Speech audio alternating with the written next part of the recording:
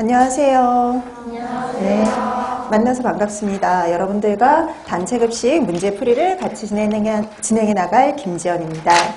자, 우리 이제 그 이론 강의에 이어가지고 이제 그 문제풀이 강의에 들어왔는데요. 그럼 뭐 문제풀이 강의도 이제 이거는 단원별 문제풀이 강의다 보니까요. 우리 그 이론에 있었던 그 책의 진도 그대로 진행이 된다라고 보시면 될 것 같아요. 자, 우선 그 579페이지에 그 단체급식 평가 영역, 평가 내용 요소 나와 있죠. 그 순서대로 이제 우리가 강의가 진행이 됩니다.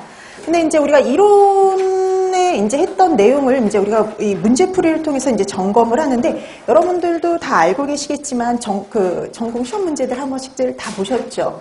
문제 유형은 딱 두 가지 유형이에요. 기입형하고 서술형. 딱 두 가지 유형인데, 기입형 같은 경우에는 2점짜리고 서술형 문제는 4점짜리죠. 그래서 예전엔 서술형 문제가 4점짜리도 있고 5점짜리도 있었는데 이젠 다 4점짜리로 통일이 되었죠. 그래서 서술형 4점짜리와 기입형 2점짜리 이렇게 구성이 되어 있는데요.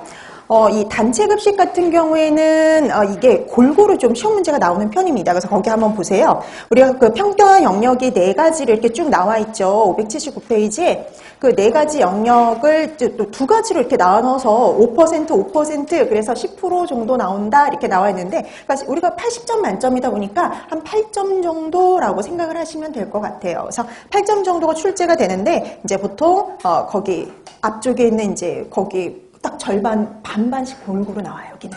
여기는 골고루 나옵니다. 단체급식은 항상 시험 문제 출제하시는 교수님이 항상 보면은, 그걸 생각을 하시는 것 같아요. 골고루 내야겠다. 그래서, 어디 한 군데 이렇게 몰려서 나오지 않고요. 골고루 시험 문제가 출제가 된다라고 생각을 하시면 될 것 같습니다. 자, 그래서 여러분들이 뭐 이게 문항이 또 이렇게 문항이 또 이렇게 많이 출제가 되질 않아요. 그래서 우리가 보통 보면은 단체급식 문제는 2문제 정도 출제가 된다라고 보시면 되겠어요. 그래서 작년에도 4점짜리 문제 2문제가 출제가 됐죠. 그래서 문제가 딱 2문항이 출제가 되고, 그렇다고 해서 이제 문제가 딱 2문항이 출제가 되다 보니까요. 전체 다가 시험 문제가 나오는 게 아니라 보통 그 4가지 영역 중에서 한 2가지 영역에서만 거의 시험 문제가 출제가 됩니다. 그렇다고 해서 또 어디 한 군데를 이렇게 공부하기가 좀 그래요. 그래서 전체적으로 다 공부는 해 두셔야 됩니다. 자, 그래서 여러분들이 어떤 시험 문제가 출제가 될지는 알 수가 없어요. 예전에는요, 정말 중요한 파트에서만 시험 문제가 나왔기 때문에 여기에 집중해서 공부하세요라고 말씀을 드렸지만, 이제는 문제가 거의 다 나왔었기 때문에 이제 돌아가면서 이제 그래도 이제 계속 나오기 때문에요, 딱 어디에서 나온다라고 말씀을 드릴 수가 없어요. 그래서 여러분들이 항상 말씀을 드리지만 폭넓게 공부를 해두시는 게 중요합니다. 자, 그럼 이제 우리가 이제 수업을 들어가야 되는데, 이제 어떻게 이제 앞으로 수업이 진행이 될지를 설명을 좀 드리는데요. 여러분들 그 이론 강의에서는 제가 복습이 되게 중요하다고 말씀을 드렸는데요. 이 문제풀이 강의에서는 이 복습만큼 중요한 게 있어요. 예습입니다. 그래서 여러분들이 책을 받으셨잖아요. 문제 풀어오셨나요? 문제는 꼭 풀어오셔야 됩니다. 그러니까 왜냐하면 여러분들이 시중에 나와 있는 이런 문제풀이 강의책을 찾기가 상당히 어려워요. 그래서 이렇게 문제풀이 강의 책이 이렇게 문제를 위주의 이런 책이 나와 있는 게 거의 없다 보니까, 영양교사와 관련해서는. 그래서 여러분들이 이렇게 문제를 이렇게 다양하게 풀어볼 기회가 그렇게 많지가 않아요. 그래서 연습을 꼭 하셔야 되거든요. 그러니까 여러분들이 그냥 문제 보고 답이 이걸 거야 이렇게 그냥 생각하는 거하고 직접 써보는 거하고는 상당히 차이가 있어요. 그래서 여러분들이 반드시 수업 전에는 꼭 예습을 해주시는 것이 반드시 필요합니다.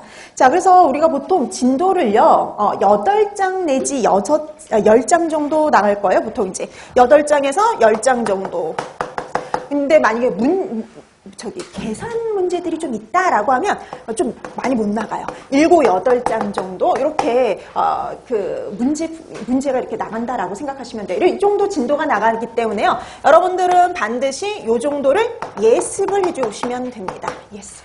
근데 여러분 문제 한번 풀어보셨나요? 근데 이 문제 풀어봤더니 여러분들 정말 예전에 공부했던 것들이죠. 예전에 공부했던 것들이다 보니까 또 기억이 가물가물하지 않으셨어요? 그렇죠? 문제 풀면서 이게 뭐였더라? 이렇게 좀 기억이 나지 않는 것들이라든지 이런 것들이 있었잖아요. 그래서 여러분들이 되도록이면 이게 또 순서대로 있다는 게 되게 또 이 복습할 때 또 이렇게 우리가 여러분들이 다시 한번 공부할 때 좀 좋은 건데요.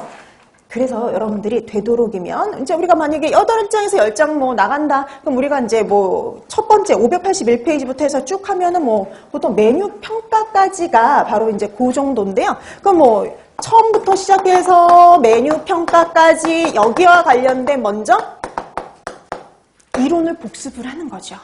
여기와 관련된 이론을 먼저 복습을 하는 거예요. 왜냐하면 이제 여러분들이 했던 것들이 또 기억에 가물가물하니까 다시 한번 복습을 하는 거죠. 그래서 그래도 예전에 한번 공부했던 거니까 복습을 하는 데는 조금 시간이 짧게 걸릴 수가 있겠죠. 그래서 한번 복습을 해주시고 그 다음에 이걸 복습을 다 끝난 다음에 그 다음에 이제 우리가 문제풀이를 풀어오시면 되는 거예요. 문제풀이를 이렇게 풀게 되면은 또 좋은 점이 바로 복습을 하고 문제를 푸니까 기억이 좀 잘 나겠죠. 그래서 여러분들이 문제를 이렇게 어떻게 해서 풀어야 될지 이런 것들에서 이제 답안을 작성하는 연습을 좀 해 오시면 되는 거고요. 이게 여기까지가 예습이에요. 그러니까 예습에 걸리는 시간이요. 복습보다 더 길 수가 있어요. 그래서 왜 이론 내용 복습을 하고 그다음 그거와 관련된 문제풀이까지 진행을 하다 보면 시간이 좀 걸리겠죠. 그래도 이건 꼭 하셔야 됩니다. 이렇게 해서 정리를 하나하나 해 가셔야 되죠. 그러니까 우리가 이론 강의를 끝내고 나서 한 달 정도 쉬긴 했지만 한 달 동안 모든 과목을 완벽하게 여러분들이 복습했다고 볼 수가 없죠. 그러니까 다시 한번 복습을 한다라고 생각하시면 돼요. 그래서 이번 강의를 통해서 복습을 다시 한번 하는 거, 그 다음에 또 어떻게 문제에 적용할지 이런 것들을 연습하는 거, 그리고 마지막 여러분들이 완전 기초를 탄탄히 해가지고 어떤 문제가 나와도 풀 수 있도록 해두는 것들이 이제 이번 강의를 통해서 이루어지면 좋을 것 같아요. 자, 그래서 이렇게 문제풀이 해오시게 되면은 어느 정도 이제 복습도 되고 어느 정도 이제 기억이 좀 나겠죠. 그 다음에 다시 한번 복습할 기회를 수업 시간에 다시 한번 드립니다. 그래서 수업 시간에 워밍업 프린트 여러분들 다 받으셨죠? 그걸 통해서 또 한 번의 복습이 이루어질 거예요. 그래서 그걸 통해서 일단 우리가 오늘 진도 나갈 걸 다시 한번 기억을 되살리시고요. 그다음에 또 하나, 이건 기입형을 연습하는 것도 해당이 됩니다. 그러니까 우리가 기입형 같은 경우 가로넣기들이 좀 많이 나오죠. 그러니까 그런 것들 연습하는 거. 왜냐면 이런 기입형까지 여기에 다 넣기에는 너무 많으니까 일부의 기입형들을 따로 워밍업에 해가지고 여러분들이 이제 다시 한번 기억을 되살릴 수 있도록 만들어놨으니까요. 수업 전에 반드시 풀어놓으시면 좋을 것 같아요. 자, 그래서 이렇게 워밍업 프린트를 통해가지고 다시 복습하고 그다음에 수업 시간에 내용 진행을 하면 마지막 여러분들이 집에 가셔서 복습을 하셔서 여러분들 걸로 차곡차곡 이렇게 기반을 다져주시면 좋을 것 같아요. 자, 그래서 이렇게 수업은 이런 방향으로 진행이 되니까요. 여러분들이 이런 것들을 얼마나 활용하느냐에 따라서 여러분들이 가져가시는 것들이 달라질 수 있으니까 되도록이면 이렇게 여러분들이 진행을 잘 해주시면 좋을 것 같아요. 자, 그럼 오늘은 첫 시간이니까 단체 급식의 개요 여기서부터 이제 하나씩 진행이 될 텐데요. 들어가기 전에 아까도 말씀드렸듯이 워밍업 프린트부터. 자, 그래서 워밍업 프린트를 통해서 다시 한번 여러분들이 기억을 좀 되살려 주시고요. 오늘 공부할 것들에 대해서 이제 전반적으로 먼저 점검을 할게요. 자, 그래서 워밍업 프린트부터 봅니다. 자, 1번. 자, 집단급식소란 집단급식소의 정의죠. 자, 집단급식소란 뭐를 목적으로 하지 않냐면 영리죠. 그렇죠? 영리를 목적으로 하지 않으면서 특정 다수, 그렇죠? 불특정이 아니라 특정 다수에게요. 특정 다수에게 계속해서 음식물을 공급하는 곳이 바로 집단급식소였어요. 그렇기 때문에 이렇게 특정한 사람에게 계속적으로 음식을 공급하기 때문에 이제 문제가 생길 가능성이 높죠. 자, 그래서 이제 우리가 영양 관리가 필요했던 거예요. 자, 그다음에 2번. 학교 급식의 목적은 두 가지 정도가 비어있죠. 자, 가장 기본은 합리적인 영양 섭취죠. 그러니까 골고루 섭취할 수 있도록 하는 거. 그래서 합리적인 영양 섭취, 그 다음에 뭘 형성을 하냐면 올바른 식습관 형성이죠. 자, 그래서 합리적인 영양 섭취, 그리고 올바른 식습관 형성, 그 다음에 뭐 심신의 발달, 학습의 효율성 증대, 그 다음에 지역사회 뭐 식생활 개선에 기여하는 거, 이런 것 등이 바로 학교 급식의 목적들이다. 이렇게 얘기를 할 수가 있죠. 자, 그 다음에 이제 우리가 급식 체계에 대해서 조금 파악해 두셔야 되는데, 급식 체계별 특징과 함께 장단점 같은 거 알아두시면 되죠. 근데 여러분, 장단점도 되게 여러 개 알아두실 필요는 없고, 2개씩. 그렇죠? 2개씩. 그리고 뭔가 단체 급식에서 장점, 단점을 써라 라는 문제가 꽤 나오는 편인데요. 항상 두 가지 정도만 나옵니다. 그래서 여러분들이 한 2개 정도 쓸 수 있도록 연습해 두시면 돼요. 자, 그러면 3번부터 갑니다. 가장 오래된 형태로 지금까지 대부분의 단체 급식소에서 사용하고 있는 재래적인 급식 형태? 그러면 당연히 전통적이죠. 그래서 전통적 급식 체계입니다. 자, 이런 전통적 급식 체계는 음식의 생산, 분배, 서비스가 같은 장소, 한 장소에서 연속적으로 일어나는 게 특징이었죠. 그 다음에 4번.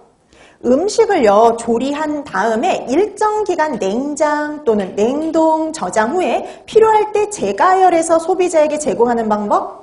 그렇죠. 조리 저장식. 그렇죠. 조리 저장식 급식 체계. 이렇게 되죠. 자, 이런 조리 저장식 급식 체계 같은 경우에는 이 생산과 소비가 시간적으로 분리가 되어 있죠. 그래서 우리가 계획적인 생산을 할 수 있는 게 특징이었었어요. 자, 그 다음에 5번. 공동조리장에서 음식을 대량으로 생산한 다음에요. 인근의 최종 급식소로 운송을 해서 이곳에서 음식을 배식이 이루어지는 방식 그랬습니다. 공동조리장에서 이렇게 대량 생산해서요. 각 급식소로 운송하는 형태. 이건 뭐냐면 그렇죠. 중앙공급식 급식체계입니다. 그래서 이 중앙공급식 급식체계 같은 경우에 단점들은 다 운송에서 오는 단점들이었죠. 자, 그 다음에 6번. 조리저장식 급식체계는 조리된 음식의 저장 온도에 따라서 0에서 3도씨의 온도에서 보관하는 건 네, 쿡칠, 조리 냉장 방식이고요. 그 다음에 영하 18도씨 이하에서 보관하는 건 그렇죠. 조리 냉동 방식, 내지는 쿡 프리즈 방식입니다. 그 다음에 진공조리법인 수비드 방식도 있죠. 자, 그래서 이렇게 조리 저장식은 냉장, 조리 냉동, 그 다음에 수비드 방식으로 이렇게 나눌 수가 있었어요. 그 다음에 7번. 고객들의 다양한 요구를 맞추기 쉽고요. 식재료의 가격 변화에 따라서 메뉴를 융통성 있게 수정할 수 있어요. 장점이 그거예요. 고객의 다양한 요구를 맞추기 쉽다. 고객의 요구에 응하기 쉬워요. 그리고 가격 변화에 따라서 메뉴를 융통성 있게 수정할 수도 있는 거. 네, 전통적 급식 체계죠. 바로 뒤에 또 대표적인 특징이 나와요. 전통적 급식 체계는 그날 그러니까 검수를 해서 그 다음에 전처리 조리를 거쳐서 바로 배식하는 형태죠. 그렇기 때문에 피크 타임이 존재하는 게 또 특징이었어요. 그래서 피크 타임에 인력이 집중적으로 요구되기 때문에 인력 관리가 어려웠었죠. 자, 7번은 전통적 급식 체계가 들어가면 되죠. 그 다음에 8번. 조리 저장식 급식 체계는요, 조리된 음식의 저장 방법에 따라 분류되는데 그 중에 어떤 방식은요, 익히지 않은 식재료를 플라스틱 파우치에 넣고요, 진공 포장한 다음에 완전 또는 반조리 후 급속 냉각해서 냉장 상태로 저장하는 거. 이거 뭘까요? 그렇죠. 우리가 포장을 해서 그 다음에 조리해서 보관하는 거 수비드 방식입니다. 그 다음에 9번. 식품 제조업체 또는 가공업체로부터요, 완전 조리되어서 제품화된 음식을 구매해서 제공하는 형태. 뭐라고 그럴까요? 조합식 급식체계. 이렇게 얘기하고요. 이런 조합식 급식체계는 또 다른 말로는 편의식 급식체계. 이렇게 말하기도 하죠. 그래서 이거 같은 경우는 그냥 단순하게 그냥 한번 이렇게 가열을 해서 그냥 바로 1인분씩 담아가지고 바로 배식하는 형태죠. 그렇기 때문에 상당히 서비스가 빠르게 이루어지는 특징이 있었죠. 자, 그 다음에 10번. 다른 급식체계에 비해서 숙련된 조리원의 필요성이 줄어들기 때문에요, 인건비가 감소될 수가 있고요. 그 다음에 최소한의 조리 작업만 요구되기 때문에 가장 간단하고 간편한 급식 형태, 그럼 당연히 네, 그렇죠. 조합식이죠. 제일 간단합니다. 자, 그 다음에 11번. 단체 급식을 운영 형태로 분류 시 영리를 목적으로 하지 않아서요, 재료비를 충실히 사용하며 위생관리, 영양관리가 철저하고 수익보다는 품질을 우선시하는 건 직영 방식이죠. 네, 직영 방식. 자, 그 다음에 위탁 방식 같은 경우는 영리를 목적으로 하겠죠. 네. 자, 그래서 11번에는 직영 들어가면 됩니다. 자, 그 다음에 12번. 단체 급식에서 영양관리가 중요한 이유는요, 특정인에게 계속적으로 식사를 제공하기 때문이죠. 그래서 특정인에게 계속적으로 공급하기 때문에요, 특히 영양관리가 상당히 중요합니다. 그 다음에 13번. 급식소에서 종사자에게 생산하고 제공할 음식의 목록. 이게 뭘까요? 네, 식단 내지는 메뉴. 메뉴가 들어가도 되고 식단이 들어가도 되는 거죠. 자, 그 다음에 식단에 따라서 급식 시스템의 투입, 변환, 산출이 달라질 수 있으므로 식단, 내지는 메뉴는 급식 업무의 가장 기본적인 통제 수단이다. 이렇게 얘기를 할 수가 있죠. 자, 그다음에 14번. 식단 작성에 시간적 여유가 생기고요.